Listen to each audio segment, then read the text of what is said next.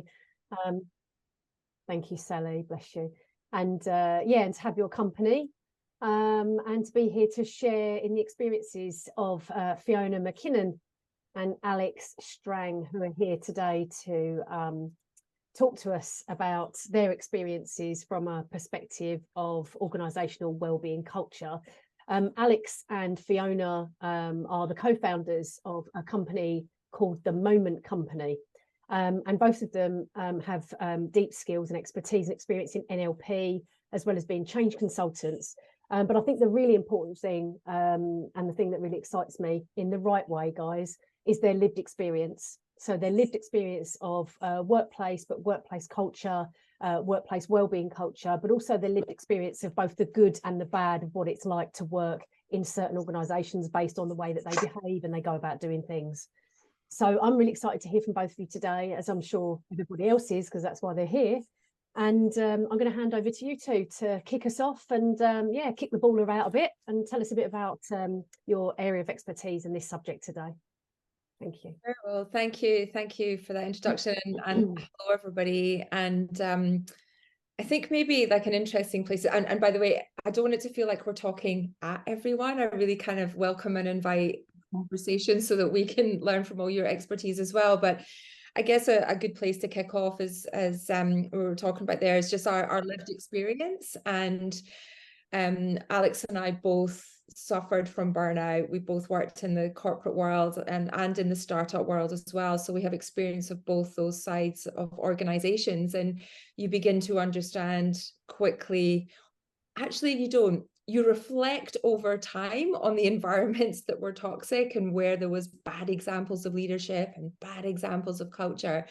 But you're very rarely in that moment were you able to kind of see the wood from the trees. And it's through that experience and our own version of kind of putting Humpty Dumpty back together again after our burnouts that we've realized that mindfulness and be more aware and being able to pause and stop, take a moment, which is where our name comes from, and acknowledge our own feelings within those environments and situations, then impacted how we showed up in those organizations. So we've tried to stay away from our old businesses, but we now find that we're back in our old industries, but with a different perspective, and helping leadership teams and helping businesses really understand that there's a different way to promote growth.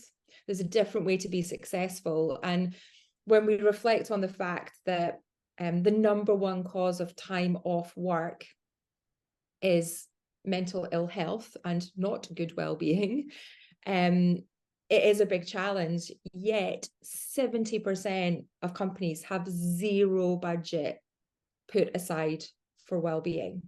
And I think that's one of the big challenges that Alex and I are trying to overcome by opening up the conversation to not just be about well-being, but how it directly relates to good business, to personal and team culture and growth, and effectively how it connects to the bottom line. Because at the end of the day, the company's not that interested in well-being, but they're certainly interested in performance. So we found that by just changing the terminology of our approach, by no one wants to be sitting in the sick room or the you're not doing very well room, but everybody wants to be part of the growth and performance team. So we've just found that by slightly changing our language, focusing on the positive outcomes, we're able to kind of get the foot in the door to then expand it into well-being, into the place in mindfulness in your organization, and how those two things together can really impact change. So that's our approach, and that's the broad spectrum of things that we'd like to touch on today. Alex, is there anything you'd add to that? It's been no, that was great, very very thorough. Great, we're on the same stage. Hurrah! I think just from my personal angle was through my recovery and training over the last 11 years, realizing that all the tools that I'd learned to kind of get back to where I was were actually all tools that when you apply them in a normal situation are tools can be used as tools for performance, to improve your performance. And I think that was kind of a really nice flip for me, was that if we think about the sick room idea, like actually individuals, this baseline of well-being should just be there. It's what people are seeking is this growth, this next level, this next thing. So being able to frame in that way, I think, has really helped us and really helped me. And I personally live that, which is why I find it really comfortable and right and easy to talk about in organizations. And again, as Fee said, like I thought, especially agencies, I never wanted to go back into them, but it's then become the most important place to go, because it's where, certainly for us, where we need to go and start to create that change.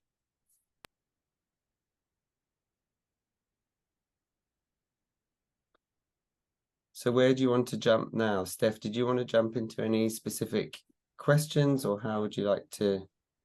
Yeah, I'll just make sure I'm not on mute. Sorry. No, I'm off mute. Great. Yeah, that'd be great. Thanks so much for that introduction. And I think that was a useful way for you to just lead us into the type of work that you do and what your background and experiences are. I'm conscious that I could obviously jump in and ask a question, but I think given what you've done so far to introduce yourselves and just gives a little bit of a context of where you spend your time and the types of organisations that you work with and the things that you do, I first would love to throw it open to anybody else to see if they've got any kind of questions or curiosity that might be leading from what you've said so far before I kick into my own questions. Thanks, Simon. Yeah, take yourself off mute if that's okay. Yeah, hi everybody, and hi Alex, hi Fiona. First question that came up to my mind, and kind of visualizing that journey that you've been on and going back, was what kind of resistance did you come up against, and how did you navigate through that to get the attention and possibly to encourage companies to find a budget for well-being? That, Simon, is the killer question. I would say that for me personally, I went through a little bit of an identity crisis, I would say. It sounds quite dramatic, but my first challenge was to be confident that the skills that I learned had a place in being able to help others. And actually, I found that being really open and honest about my story kind of opened the door to invite people to kind of reflect back where they might have had challenges. So, I worked for companies like CNN, I was at The Guardian, at the board table of these things, and really was, to all intents and purposes, looked like I was functioning and performing, but underneath I was really struggling. I'm now nearly 5 years sober, which has been part of my journey, and being honest and open about my struggles and what I've done, and the fact that people can really see the change in me.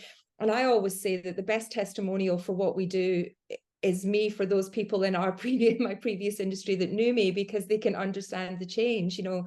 I was basically a functioning drunk that was very angry and very spiky with everybody around me, because I just didn't have the self-care tools. I didn't understand how to set boundaries. I didn't know how to say no. And I used to think that that was down to the company to make those decisions for me, to make the environment right for me. And what I really realized is that I had a responsibility for how I showed up every day. And I can't, companies don't change, people do. And I realized that I had a responsibility for my own path and my own way that I engage in the workforce. And I think that me being open about that has really allowed the connections that we make. You'll find that people that you never imagine are interested in meditation, mindfulness, they have a spiritual journey, they had drink or alcohol problems, all of a sudden want to share. And our key is finding that CEO, is finding that leader that has felt the benefits of everything that we know on this call makes the difference.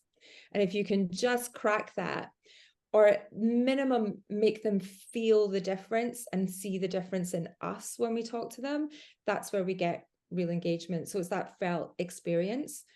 Now, stage 2, the budget, that is the interesting one. And we actually have a slide. I don't know if this is a great time to bring it up, but there's people come to us and say, I want to invest in benefits. What should we do? I know I need to be doing more. What benefits do I need? And we always say that well-being, performance, coaching, development in your staff and culture is not a benefit. It should be part of everything that you do. You know, a benefit is having a gym membership or a fruit bowl on a Friday. That's not going to create cultural change. It's not going to shift the needle of your organization, but a program that's audited, it's measured, it's structured to you is where you'll see a cultural shift. And that creates the environment where people can grow and thrive. So finding the budget is that we try not to talk about well-being. We try to talk about performance. So really focusing on the outcome and the benefits as opposed to the challenge and the problem. So I would say our budget more goes in the L&D consultant type line item rather than being a well-being perk per se. Yeah, or a broad brush HR solution that gets rolled out to everyone. That's I reckon that's the hardest place to fight, because there's the most fought over budget, and often for all the reasons we talked about, unfortunately not the greatest investment goes in there. But if you're talking about growth and you're talking about performance, it opens other doors.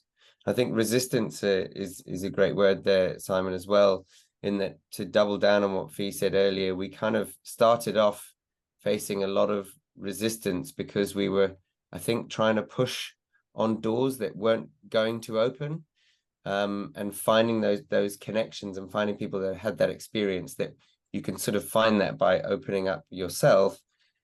We just try to focus our energy much more there, and anyone else that we come up to, and we sort of put them to the side. So we try to not push as hard, I guess, go where there's less resistance rather than try to get through resistance, I'd say, is maybe certainly how my mindset has shifted over the last 2.5 years of these conversations, is much more towards that. And then when you find that ember, that person's connected, and you sort of go down that road and deepen that connection, that's when the doors open much more easily.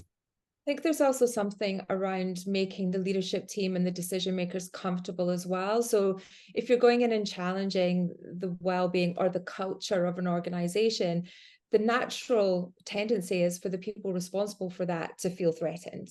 Oh, I don't want any bad stuff to be exposed. Why would I possibly want that? I'm okay with people just leaving and being really unhappy than really getting to the root of the problem.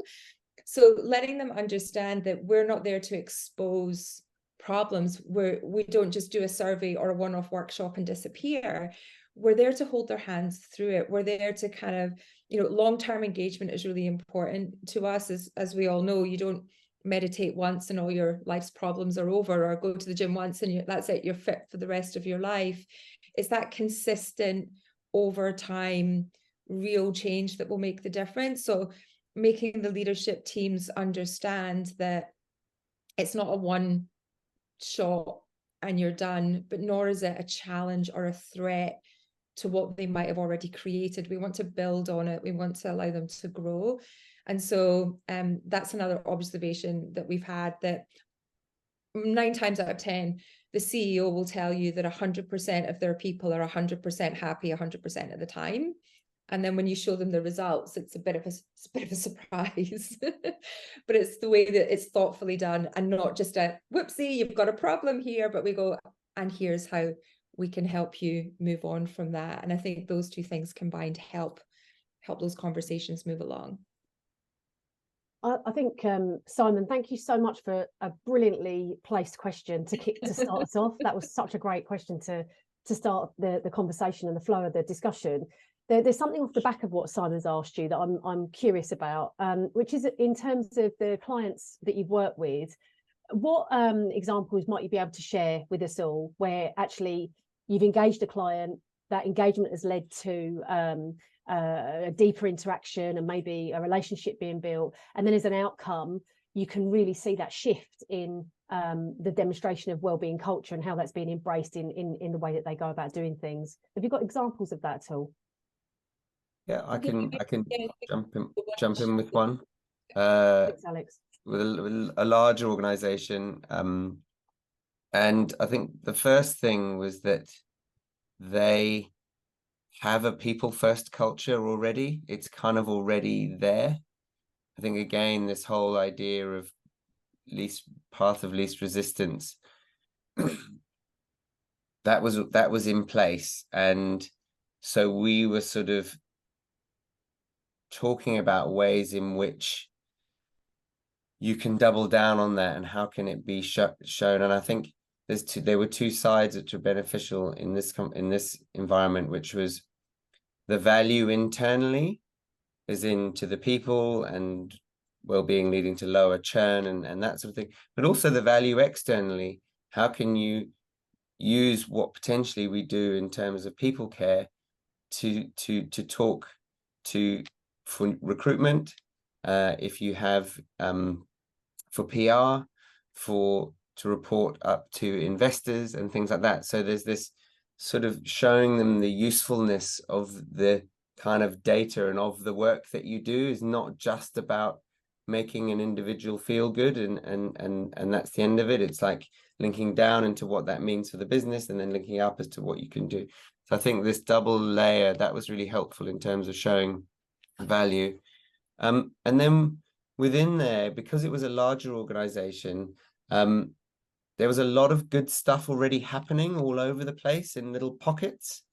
And so one of the first jobs was about saying, hey, we're not here to change everything or trying to roll out this brand new solution, which will, to roll out a brand new solution to a huge company, people go, no. And secondly, there's a lot of good stuff going. So why don't the steps there was about consolidating what was happening, finding who the advocates were in the business and getting those champions on board, grouping them together, and then working them really with them to consolidate their kind of effective practices, but giving them then applying our structures, I guess. So we can talk about that in a little bit if it's helpful, but we've got sort of very simple light structures that just ensure that the approaches that are taken are consistent and regular and sort of lead to ongoing change. So that's kind of how we sort of talked about it and started that engagement. And I think one of the key things that is important from the very beginning for us through to how we operate is this idea of, or not the idea, but of measurement and talking about the importance of data, because data drives businesses these days. And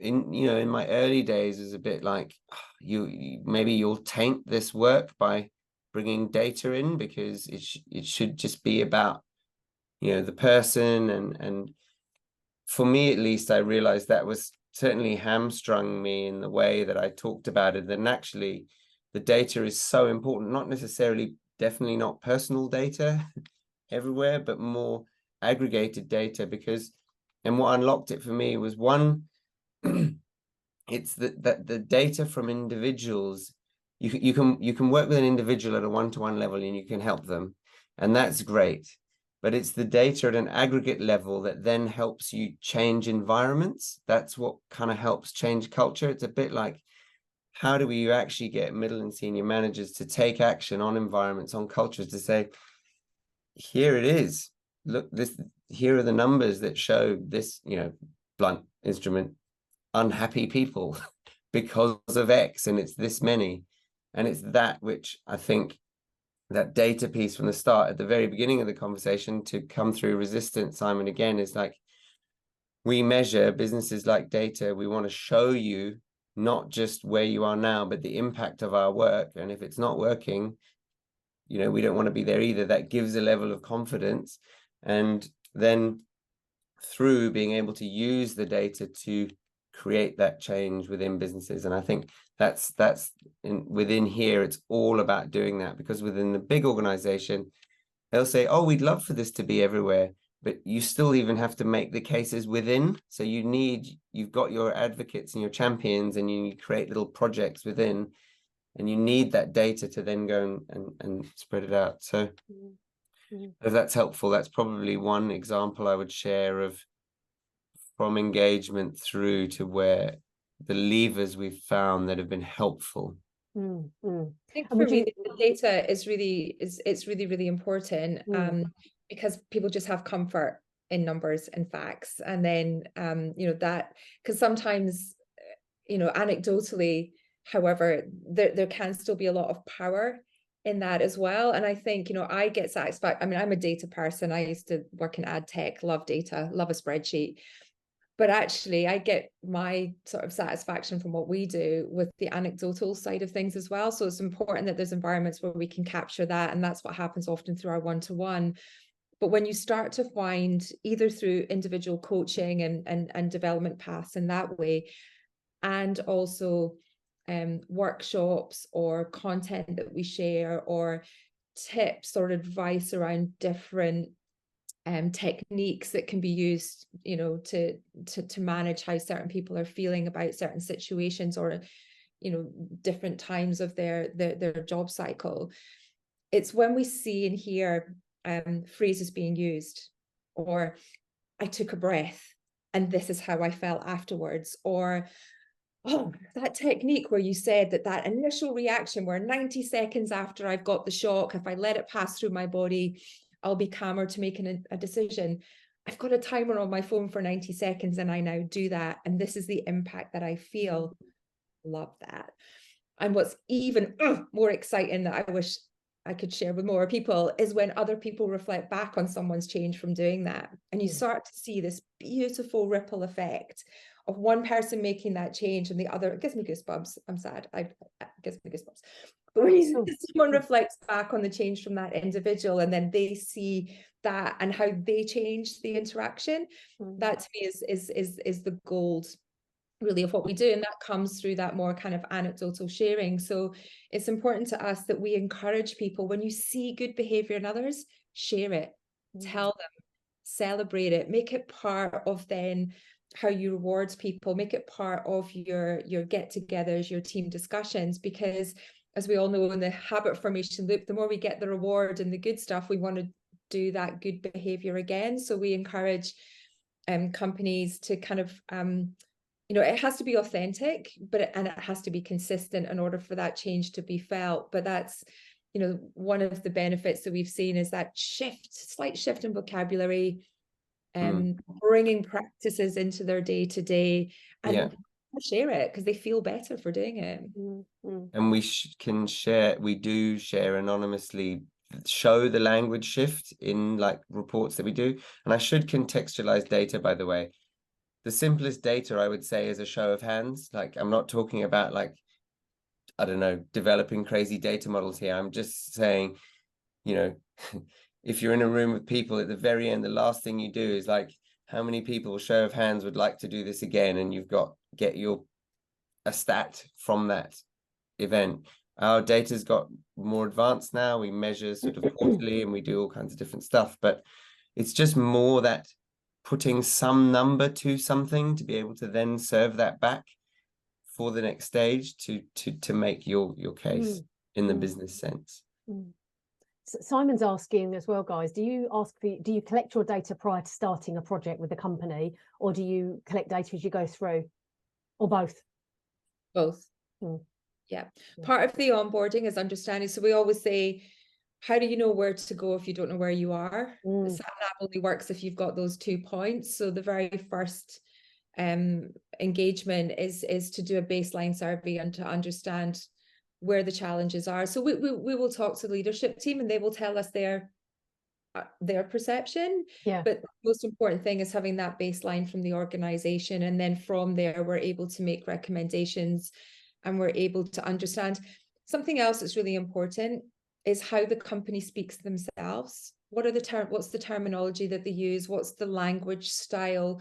So that we don't come in and just go, everybody sit down at your desk and practice mindfulness. It has to feel like it fits into their business, into their where they want to go, and that we use language that makes it feel accessible and comfortable for people that might go, what is this woo-woo stuff? Well-being? No thanks. And you can kind of see the body language change. So yeah, that it's those two things together. It's the interaction with the leadership team, asking questions, and then that baseline survey, and then we have regular check-ins throughout to track progress, to understand if there's any red flag areas. And it would be easy for us to say, yes, everybody we work with 100% staff retention, and that's not the case. Of course it's not the case. It's real life. But what we are able to do is to find those red flags, and you can see it again in the data. You can see it and go, this person, they probably are a little bit unhappy, and sometimes that's just because it's not a right fit for what they're doing. Might be stuff going on in their personal life. And we kind of help the companies make the decisions quicker, and understanding that sometimes that fit, it's okay. It's okay if we don't all get along all the time as well. So it's kind of that comfort in the decision-making process, backed up by having that raw data there. Yeah. The point that you made around simple data is beautiful, absolutely beautiful. I think that when we think about data and we're working in organizational settings, you're right, we go for the real deep stuff, don't we? We go for attrition, and we go for loyalty, and we go for regrettable turnover, and we go for absence based on stress or mental ill health. And actually there's just so much more to gathering data that actually can be so much more simplistic. And I think that's a really great lesson for all of us to take away on that. I think it's effective data. What you're looking for first is, what can you get your hands on that will be effective? Because what you just described is kind of the holy grail. That's where we try to get to, but it takes time and an engagement to understand what the metrics are the business cares about, how we can measure them in an effective way. So we do want to get to that place, but to be effective at the start, you want to show there's impact, basically, and that can be done, very simply. And it's interesting how just a little bit of data is so like no data to a tiny amount is incredibly powerful, and then you kind of sort of diminishing returns after that. It's an interesting one though, because right from day dot, when we were first engaging with companies, particularly when you're talking to the PwCs or the bigger organizations, they want to know the ROI. Well, what's my return? What do I get from doing this? And there's the Deloitte research out there that says for every £1 spent on wellbeing, you get 5 back. Yeah, sounds great, and like we would love to have that information, but you only get that if you have a company that's 100% transparent on their books, and they want to give you the insight into their full financial modeling and what's important to them, and you can ingest all the bat signals from all the other things that they're doing in their organization. It's a hugely complex exercise, and we'll let Deloitte do that. So I think we're also realistic in terms of promising or setting an expectation of what good outcome is. We learned to be realistic. I got shot down quite a few times by sort of a global CEO who would say, you can't do that. And that was the learning, right? Is that realistically, with a large business, there's no way that I could promise something like that. But that came from a place of that we know the work we do impacts people in a way that will drive those metrics. Like, we know that's the case, but you can't prove it. And to say you can prove it or say you can deliver it, it's got a few doors closed, definitely. More disingenuous, isn't it? It's better to say, I don't know the inner workings of your organization, but I do know the impact it can have on individuals. And therefore you can imagine if that ripple effect of, if you impact the individual, that impacts the team, that then can shift the needle in terms of business outcome. Thank you so much. We've got a hand raised. Danny, go for it. Thank you. Hiya, hi all. Hi Fiona. Hi Danny. Hi Alex. Thanks for offering this. I've got a couple of questions. One might be easier to answer in the time available than the other. But given the misconceptions around mindfulness and what it is, because of its popularity, I'm interested in how you position it in the workplace. Do you call it mindfulness? do you add something onto it that might meet the organization's interest or their need? So that's the first question. And the second question is, this is, around my own experience of working in organizations, is, how do you create psychological safety in a hierarchical organization where bullying could be prevalent? And I guess that is dependent on the context of how you work. You work one-to-one, do you work in small groups, large groups? Do you work with mixed groups within the hierarchy of the organization? So I'll shut up now, but that's my interest. No, these are great questions. Can I do one, Alex, and you do two? Great. I can do. I mean, to answer the very last part of your question, all of the above, all different touch points of an organization. How do we talk about mindfulness? So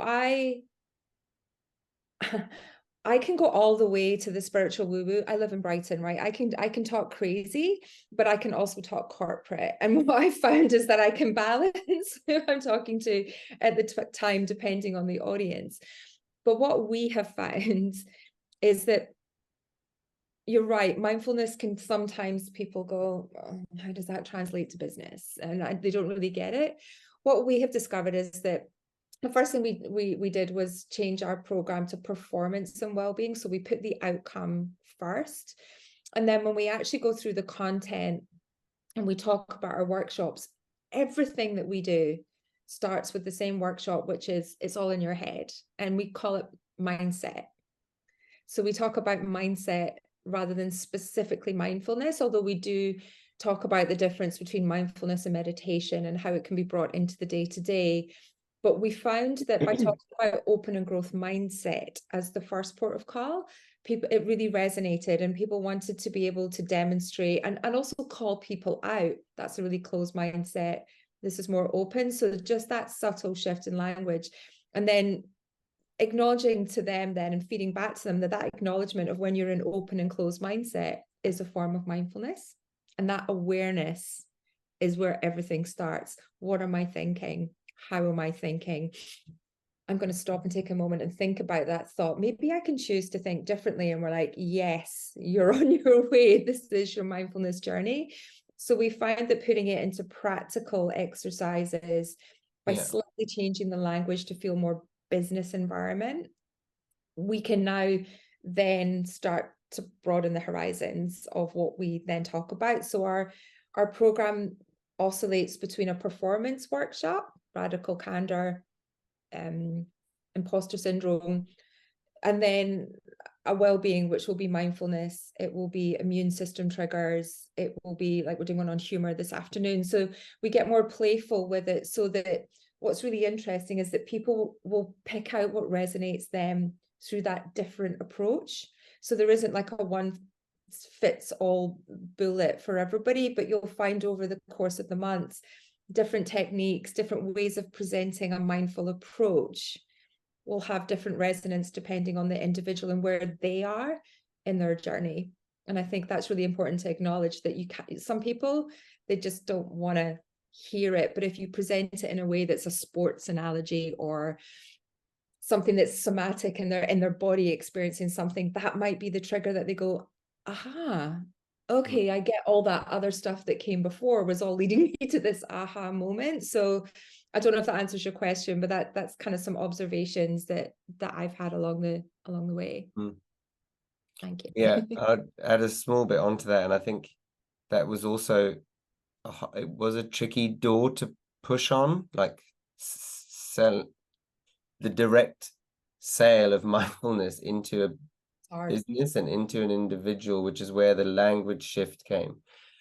And I think what Fee said, and to kind of double down on it, I think everything we do kind of sits, mindfulness is kind of, and mindful approaches are the base of everything that we do.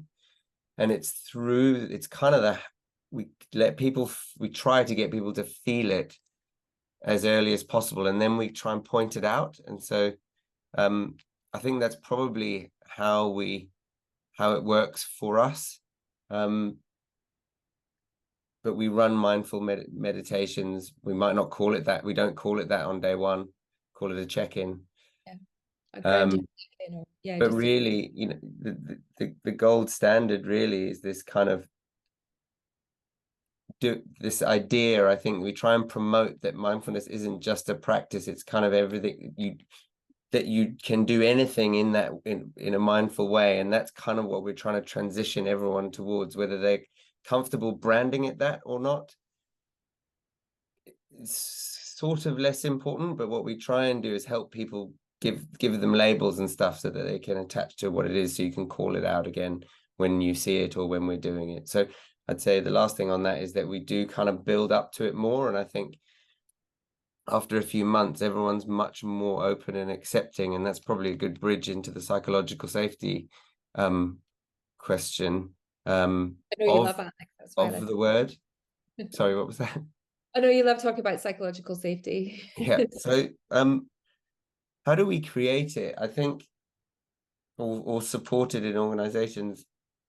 I'd say the answer that's probably least helpful but most true is over time. It's why we have veered away as much as possible from singular engagements, just because we know that in one workshop we just can't create an environment that will create enough safety to create enough of a shift as a group to transform group dynamics. In terms of like more tactical things, I think what we see in the measurement in the self-reported feedback is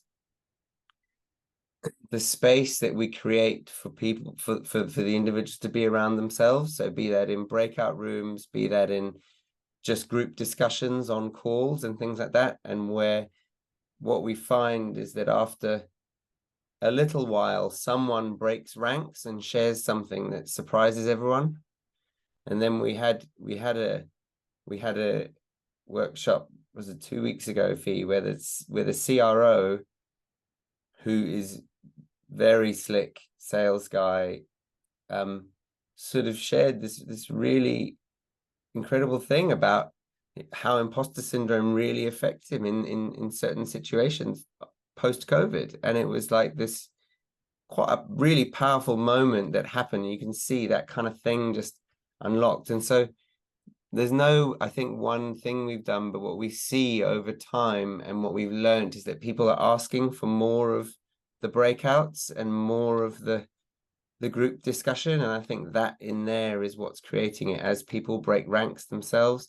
So it's nothing we do, but more maybe the environment that we've managed to cultivate that allows people to do that and then create that feeling.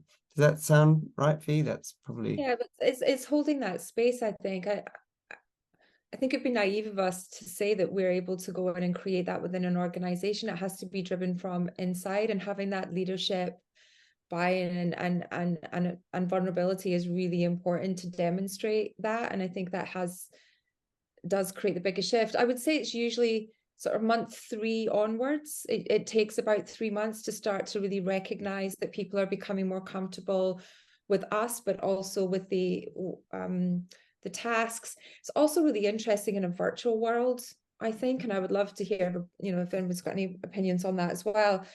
I really do deeply believe that the remote working culture is really going to impact mental health, well-being, connection, business even more so next year than we've seen in previous years, because we're just missing something in the way that people are engaging.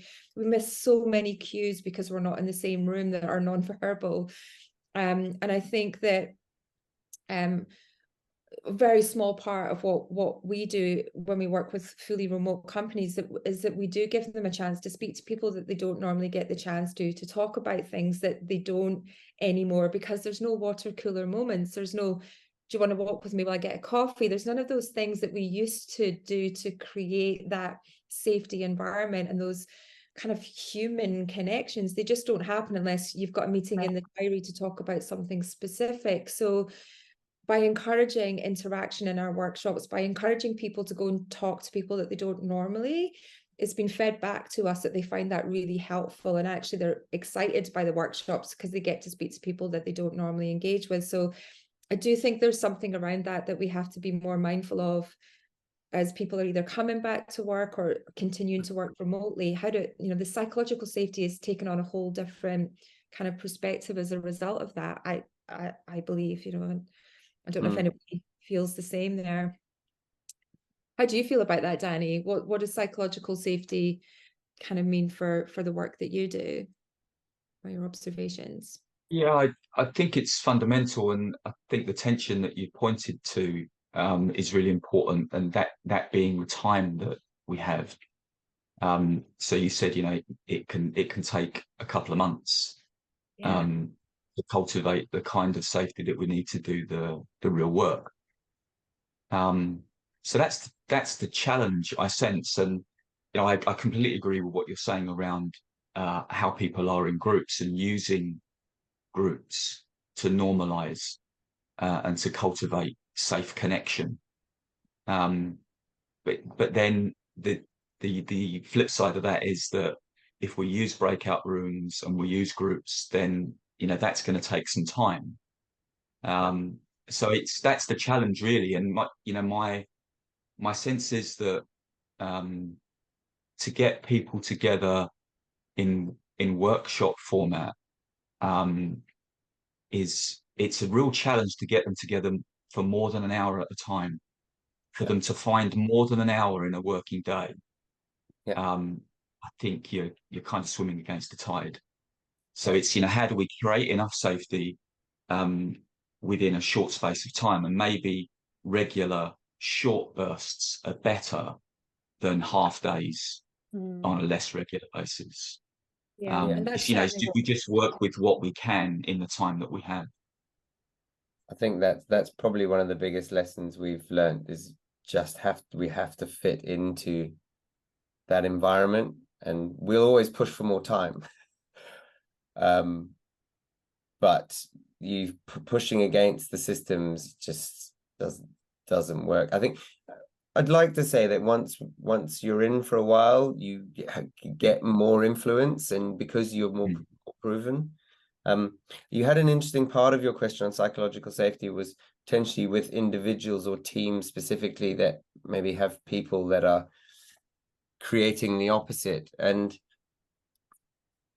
definitely no direct answers here, but what I would suggest is that we have started to take on, or choose to sometimes take on, some of that responsibility ourselves, to say, okay, I can see there's an individual here.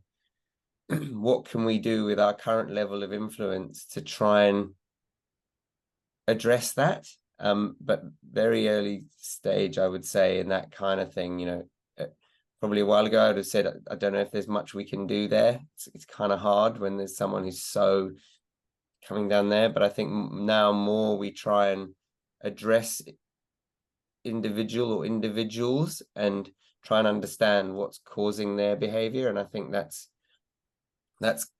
an evolution of how we work. It's definitely we're sort of at the front of that. But I think that's certainly one way I believe we can be even more effective, is once, you know, when you try, if you can help a little shift with one of those individuals, everything kind of unlocks. And so yeah, no sort of true answers there, but definitely that we are choosing to take a bit more responsibility in a safe way we can.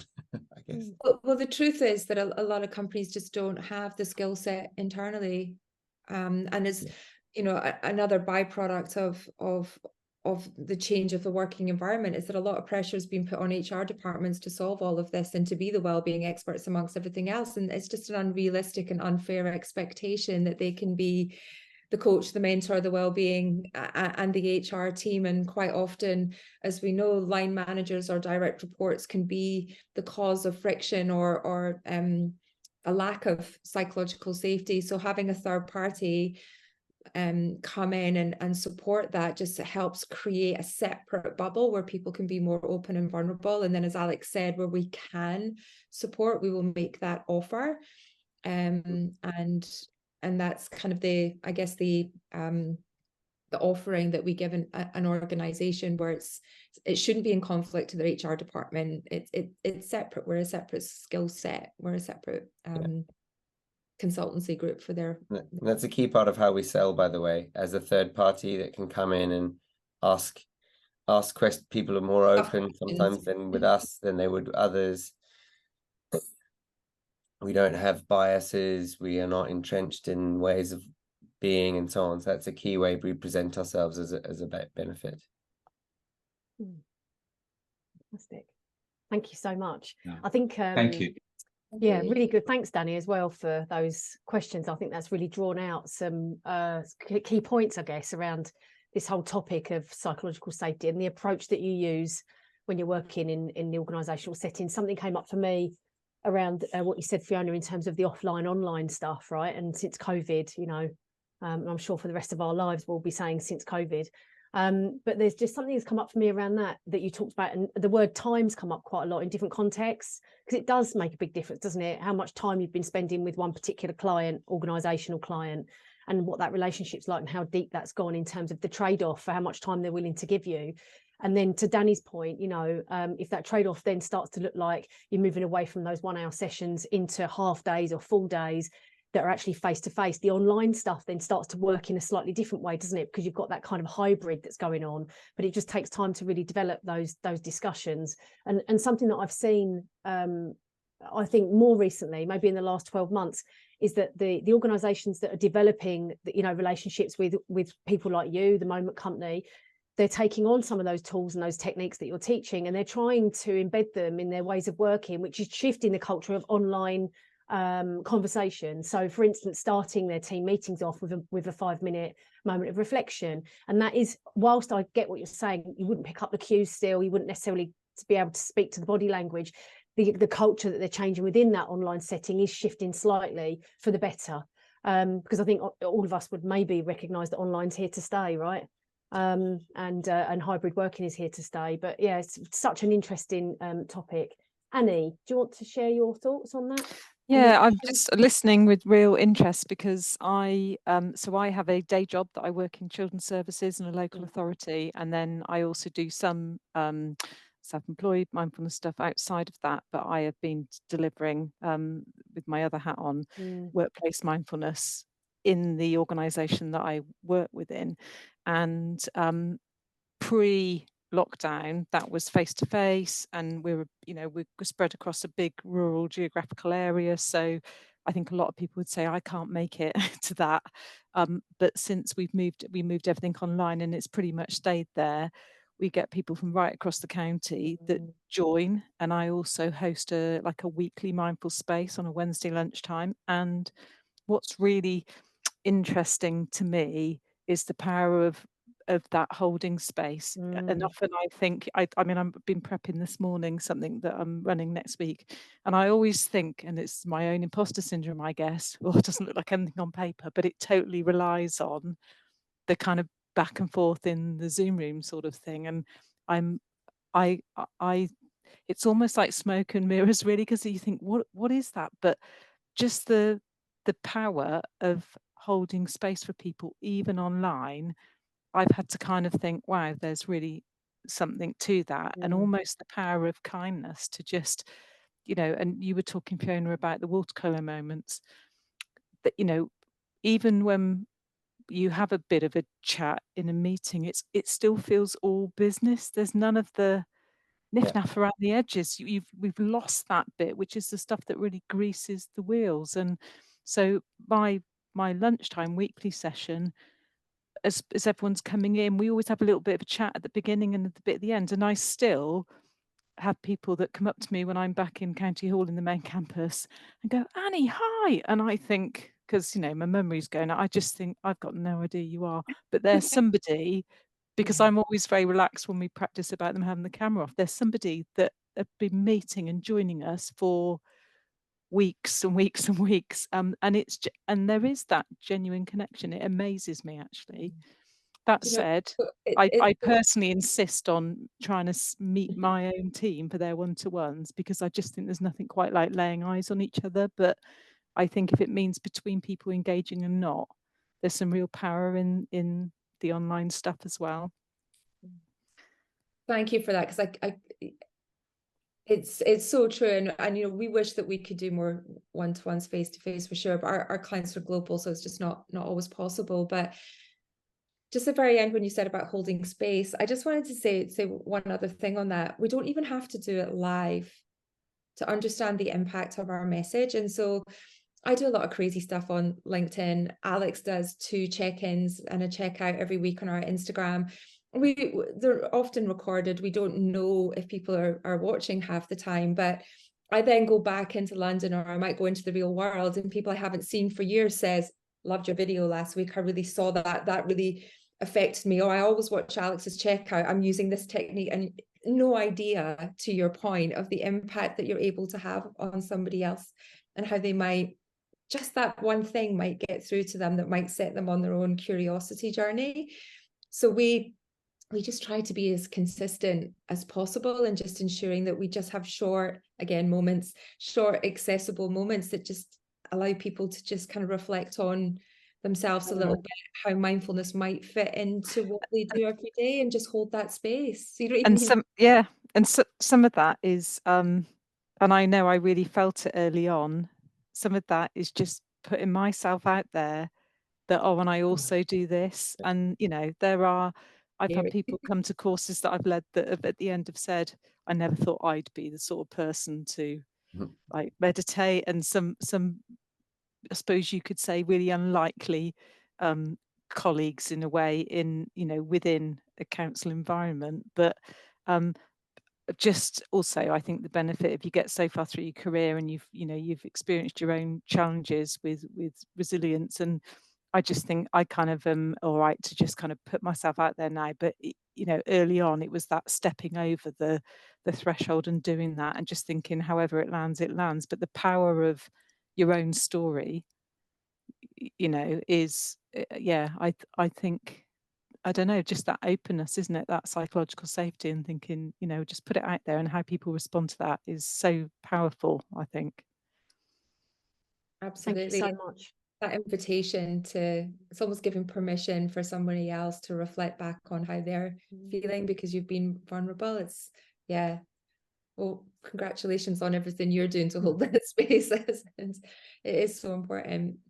Thanks for sharing that. Thank you, Fiona. Thanks, Annie, as well. Fantastic. Conscious that we're coming to time, so I think it would be useful just to round off. I don't want to ignore actually that there's been an extra question into the mix from Simon again. Any tips on how to approach companies with an offer? And I wonder if that's something that maybe Fiona or Alex, you could talk about in 60 seconds in terms of some of your learns. I know that's a difficult one. A difficult one, as in closing it off in 60 seconds. Could you rephrase the question, Simon? So how do we it's quite broad. them? Do you mean in a first meeting, or what's the? Yeah, it's more a question of how do you knock on doors. This is what I find very difficult and sometimes off-putting. How do you get your foot in the door? I mean, you guys kind of had you were probably going back to businesses where you had connections, but on a fresh start, what's your first step? I mean, for me, we are, so first port of call is always who you know, right? Your old environments, your old connections, your old networks. And then I think for us, it's also been using other networks. So how can we tap into other places where there might be an ambassador for us, of someone that's been through this journey? For me, it's a lot of the sober journey. So I've got some good connections into that world. So people that we have a common link with or have been through some experience, there's the trust there that they can recommend us. So we will go into those networks and find recommendations through there. And as I said, LinkedIn, posting, liking, sharing, being consistent, promoting work, promoting others' work. We've built our business around having a network of people that support what we do as well. So we invite experts in to talk about different workshops. So then using their network, using their influence. So we've kind of built it organically that way. Alex, is there anything you would add to? We're experimenting with Loom videos right now. So recording like a personalized video using Loom and then posting it into, say, a direct message into LinkedIn. So that's an experiment for the real top of funnel stuff. So because there's so much email and even so much messaging on LinkedIn, like maybe a face and a wave and a personal message for 30 seconds gets cut through. So that's something we're experimenting with, but I can't speak to its effectiveness yet because it's fairly new. And you know, like any growing business, we also offered to do a lot of stuff for free in the beginning as well. So we did a lot of workshops to kind of try before you buy, come and see what we're like, come and feel what we're like. So we would do workshops, either at events or you know, offer it to organizations directly. We'll come in for you and do a survey, or we'll do a workshop so you can understand the benefits. They were kind of the... I think you have to be very selective with your target. So you don't want to obviously run 100 workshops with thing. You want to, it's someone you really want to work with, and you've got a good sense that, you know, this could get it over the line. Otherwise you get spread too thin, I guess. Yeah. I don't know if that's helpful, Simon, but that's really helpful. Thank you. Yeah. Thank you, Simon, for the question, and a lovely way to close our session off. We're at 28 minutes past, so I think, look, just to summarise, you can see that, I mean, firstly, Fiona, Alex, having you here today has been absolutely amazing. And what a great turnout we've had, which is really great to see. So thank you all for being here and sharing in this moment of conversation and experience from both Alex and Fiona. You know, it's something, isn't it, when you create a partnership and you start a business together and you're here telling the tale a few years down the track. And actually, for those that can share those stories, and for us that are in the workplace space, it's really, really useful to hear that. So thanks to everybody for being here. I'm sure that in the future, maybe over the next 12 months, we could talk to you about coming back and doing a follow-up at some stage. If that's something that you would engage with, we'd love to hear from you again. And given the amount of questions that have come up and the stuff in the chat, I think that there could be an audience for that too. Yeah, and we're a network, just to jump in. Sorry, we are a network as well. So let's network each other. Exactly. Get in touch. Like Fiona and Alex said, they're on LinkedIn. Connect with them. If you're on LinkedIn, connect with them and start that conversation. Teresa, any final words from you? Just to say thank you very much to Fiona and Alex, who've really appreciated your time and effort and wisdom in sharing your journey.